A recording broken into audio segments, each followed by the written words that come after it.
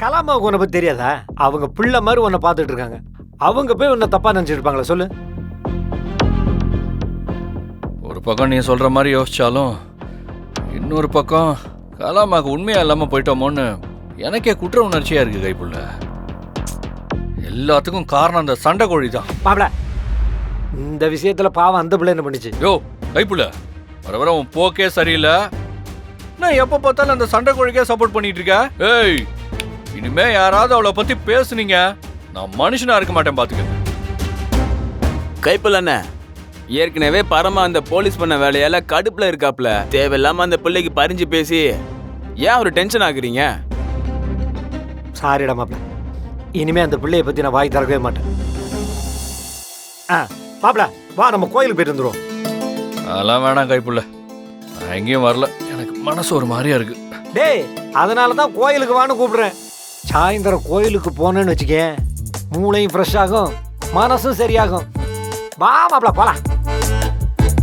வா எந்திரி, வா கிளம்பு, வா வா போலாம்.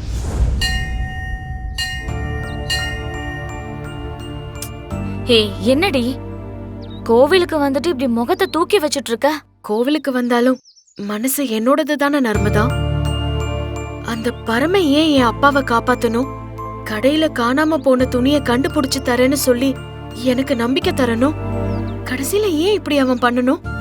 இங்க பாரு இளமதி, உங்க அப்பாவை அந்த பரம காப்பாத்தினதுனால அதுக்கு நன்றி கடனா நீ அவனுக்கு துணி வாங்கிட்டு போய் கொடுத்த. அத கூட அந்த பரம என் கண்ணு முன்னாடியே போட்டு எரிச்சிட்டான். எனக்கு எவ்வளவு சங்கடமா இருந்துச்சு தெரியுமா? நீ அவனோட இடத்துல இருந்து யோசிச்சு பாரு. காணாம போன துணிகளை கண்டுபிடிச்சு கொடுத்தது முதல்ல அவன் தானே. அப்புறம் எப்படிடி அவனே அந்த துணிங்களை திருடி இருப்பான்? நீ அதை யோசிச்சு பாத்தியா? அது மட்டுமா, அந்த ரிஷி எல்லார் முன்னாடியும் வீட்ல இருந்து கழுத்தை புடிச்சு வெளியில தள்ளுனான். அவன் எவ்வளவு அவமானப்பட்டிருப்பான். அதே நேரம் அவன் மனசு எவ்வளவு பாடுபட்டிருக்கும். நான் சொல்றேன்னு தப்பா நினைச்சுக்காதே இளமதி. சந்தர்ப்பமும் சூழ்நிலையும் தான் ஒரு நல்ல மனுஷனை கூட கெட்டவனா காட்டுது. இல்ல நர்மதா, இந்த உலகத்துல யார நம்புறது யார நம்ப கூடாதுன்னு எனக்கு தெரியல. சரி நீ விடு. மனுஷங்களை நீ நம்புறத விட்டுட்டு கடவுளை நம்பு. உனக்கு யார் நல்லவங்க யார் கெட்டவங்கன்னு அவரு காட்டுவாரு. சரியா சொன்ன நர்மதா. அப்பவும் சரி இப்பவும் சரி, எனக்கு கடவுளை விட்டா கதி ஏது? அம்மா தாயே, நீ ரொம்ப குழப்பமா இருக்க. விளக்கு போட்டா மனசு கொஞ்சம் ஆறுதலா இருக்கும் தான் உன்னை கோயிலுக்கே கூட்டிட்டு வந்த. சரி வா, விளக்கு போட்டுட்டு வரலாம். இல்ல நர்மதா, நீ வேணா போய் போடு. ஹேய், சாமி விஷயத்த வேண்டான்னு சொல்லக்கூடாது. எழுந்துரு, போய் எலுமிச்சை பழம் எண்ணெய் திரியெல்லாம் வாங்கிட்டு வரலாம். வந்து விளக்கு போடுறோம், சரியா? வா சீக்கிரம் வா. இந்தாங்க. என்ன வேணுமோ வாங்கிக்க. என்ன ஏன் கேக்குற? அம்மா ஒரு ஜூஸ் கொடு.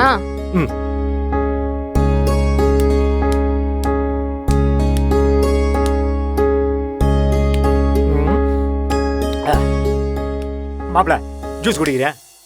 ஜூஸ் எல்லாம் வேணாம் கைப்புள்ள. வேணா 2 எலுமிச்சம்பழத்தை வாங்கிக்கோ. வீட்டுக்கு போய் எனக்கு நடு மண்டையில நல்லா தேய்ச்சி விடு. ஏன்னா என்னை சுற்றி இருக்கிறவங்களாம் நல்லவங்கன்னு பைத்தியம் மாதிரி நம்பி நம்பி ஏமாறதையே வேலையாக வச்சுட்டு இருக்கேன்ல. வீட்டில் இருந்தால் தான் இப்படி பேசிக்கிட்டு இருக்கேன்னு கோயிலுக்கு கூட்டு வந்தா இங்கேயும் அதே மாதிரி பேசிக்கிட்டு இருக்கிற. ஏமாந்து பேசல கைப்புள்ள. இந்த பரம மூளையை கேட்டு வேலை செஞ்சுட்டு இருந்தப்பெல்லாம் நல்லா சந்தோஷமாக தான் இருந்தான். எப்போ மனசாட்சியை கேட்டு வேலை செய்ய ஆரம்பிச்சேனோ அப்போவே வெறும் அவமானமும் அசிங்கமும் தான் மிச்சம். என்னை சுற்றி எல்லாருமே நல்லவங்கன்னு நம்பி நான் ஏமாந்துட்டேன் கைப்புள்ள. அந்த ரிஷி என்னை பார்த்த நாள்ல இருந்த பகையாளியா நினைக்கிறான். இப்ப அந்த இளமதியா அந்த லிஸ்ட்ல சேர்ந்துருச்சு. கலாமாவும் என்ன தப்பா நினைச்சிருவாங்களோ தான் பயமா இருக்கு. கலாமா போய் உன்னை தப்பா நினைப்பாங்களா? அவங்க உன்னை சொந்த மகனா பார்த்துட்டு இருக்காங்க. உன்னை எல்லாம் தப்பா நினைக்க மாட்டாங்க. சரி வா, கோயிலுக்குள்ள போலாம். வேணாம் கைப்புள்ள, இந்த கோயில் குளத்துக்கிட்ட போய் கொஞ்ச நேரம் உட்காருவோம். இன்னும் கூட எனக்கு மனசே ஒரு மாதிரியா தான் இருக்கு. சரி வா போலாம்.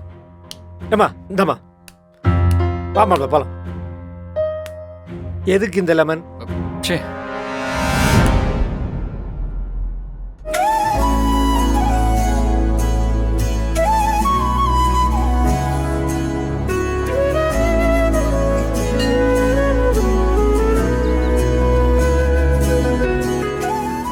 அக்கா சொல்லுமா.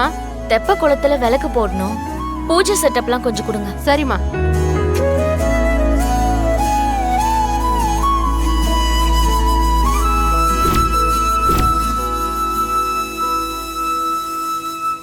இந்தாம்மா.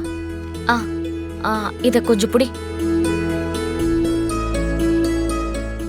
எவ்வளோக்கா? 50 ரூபாய். ஆ இந்தாங்க. நர்மதா, இந்த பழம் புள்ளி புள்ளியா இருக்கு, வேற எடுத்துக்கலாம். ம்.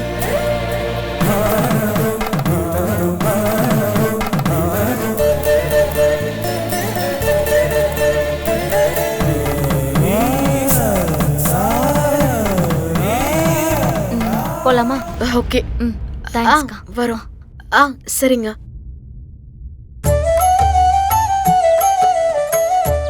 இளமதி, உன் கையில இருக்கிற இந்த எலுமிச்சை பழத்தால தான் உன் பிரச்சனைக்கெல்லாம் தீர்வை இந்த ஆத்தா கொடுக்க போறா. நீ சொல்ற மாதிரி நடந்தா உனக்கு கோவில் கட்டுறேன். ஆ என்ன மனசுக்குள்ள கோயில் கட்ட போறியா? எனக்கு சிரிப்பு வரல. ஹேய் சண்டைக்கோழி, சிரிக்க மாட்டியா? ம், ம் சரி சரி, முறைக்காத. சாமி கும்பிட்டு போலாம்.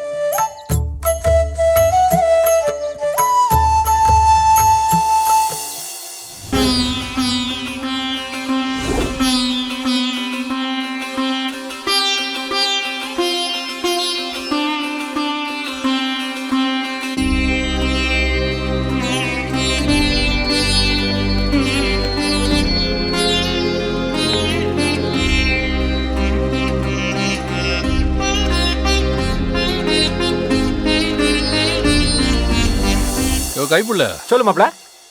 வாழ்க்கையில நான் ஒரு நல்ல காரியம் பண்ணியிருக்கேன்னா அது இதாயா? என்ன மாப்ள சொல்ற? இல்ல, மனசுக்குள்ள 1008 பிரச்சனை ஓடிட்டு இருந்துச்சுல.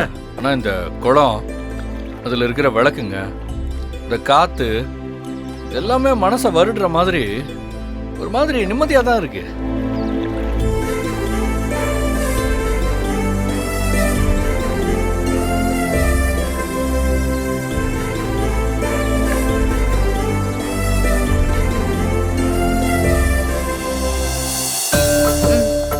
முதல்ல விளக்க ஏத்தி மனசார வேண்டிக்கோ. இந்த விளக்கு நின்னு எரிஞ்சதுன்னா உன் மனசுல இருக்கிற குழப்பமெல்லாம் சரியாகிறதுக்கு அந்த அம்மன் ஒரு வழியை காட்டுவாங்க. நர்மதா, நீ சொல்ற, நான் செய்யறேன், அவ்வளோதான். எனக்கு கடவுள் மேல நம்பிக்கை இருக்கு. ஆனா அதை விட என்னோட பிரச்சனைங்க இருக்கு பாரு, அது என்னை விட்டு போகாதுங்கிற நம்பிக்கை நிறையவே இருக்கு. ஏய் சும்மா வியாக்கியானம் பேசாம வா போலாம். இது புடி. ம்.